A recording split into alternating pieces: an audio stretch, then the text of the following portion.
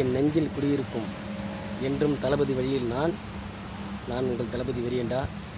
இந்த வீடியோ யாருக்கானுங்கன்னா, நான் வந்து மக்களுக்காக நல்லது செஞ்சுட்டு வந்துட்டுருக்கோம். அது உங்களுக்கே தெரியும். தேவையில்லாமல் கமெண்ட் பண்ணுறானோ, அதாவது நான் காசு வாங்கிட்டு பண்ணுறேனோ, ஒரு விளம்பரத்துக்கு பண்ணுறேனோ, நீங்களாம் இதை யாரை பார்த்து கேட்கணும்? மக்களுக்கு நல்லது செய்கிறேன்னு உங்கள்கிட்ட ஓட்டு வாங்கிட்டு போய் ஏசி ரூமில் உட்காந்துருக்கான் பாருங்கள், கோடி கோடியாக சம்பாரிச்சிட்டு மக்களை ஏமாற்றிட்டு போனால் பாருங்கள், அவங்கள்ட்ட கேட்க வேண்டிய கேள்வி இது. நான் ஒரு சாதாரண விவசாய குடும்பத்தில் பிறந்தேன். நான் எங்கள் அப்பா ஒரு விவசாயி, நான் ஒரு விவசாயி, சரிங்களா?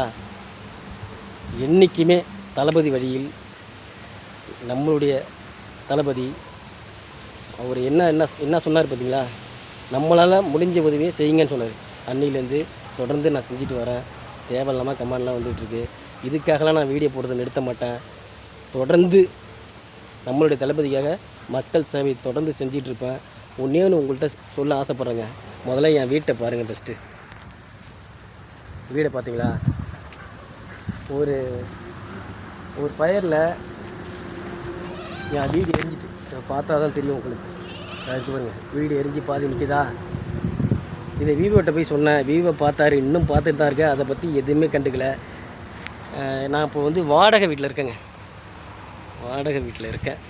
அப்படியே பாருங்கள், பேஸ்மெண்ட் வரைக்கும் போட்டு வச்சுருக்கேன். இதுதான் என்னுடைய வீடு கட்டிக்கிட்டு இருக்கேன். வீடு போட்டு வச்சுட்டேன். அப்படியே வீடை இன்னும் முடிக்கல, பேஸ்மெண்ட் வரைக்கும் போட்டு வச்சுருக்கேன். அப்படியே வந்து வாங்க காட்டுறேன். அந்த நம்ம ரோட்டு ஓரமாக பள்ளம்லாம் இருக்குல்ல, அது இந்த வீடு கட்டுறதுக்காக வச்சுருந்த ஜல்லி எடுத்துங்களா? அப்படியே எம்சாண்டை பாருங்கள். இங்கேருந்து எடுத்துகிட்டு போய் தான் அதை நான் சரி பண்ணுறேன். ஆனால் இவனை என்னன்னா தேவையில்லாமல் பேசிகிட்டு இருக்கானோ. ஒன்றே ஒன்று சொல்கிறேங்க, மக்களுக்காகவே நான் என்றும் தளபதி வழியில் தொடர்ந்து தளபதிக்காகவும் மக்கள் சேவை தொடர்ந்து செஞ்சிகிட்ருப்பேன். ஒன்றே ஒன்று சொல்கிறேங்க, நான் இறந்துட்டாலோ இந்த பணியை, நான் மக்கள் சேவை பணியை என் 2 பொண்ணுகிட்டையும் செய்ய சொல்லியிருக்கேன். தெரியுமா உங்களுக்கு? நான் வந்து எனக்கு வந்து வயசு 36ங்க.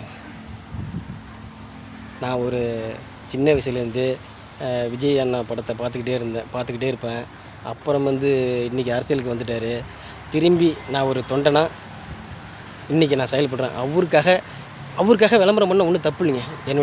நம்மளுடைய தளபதி 2026 முதலமைச்சர் ஆகணும். நான் அவருக்காக தொடர்ந்து இந்த துண்டை கட்டிட்டு தாங்க வீடியோ போடுவேன்.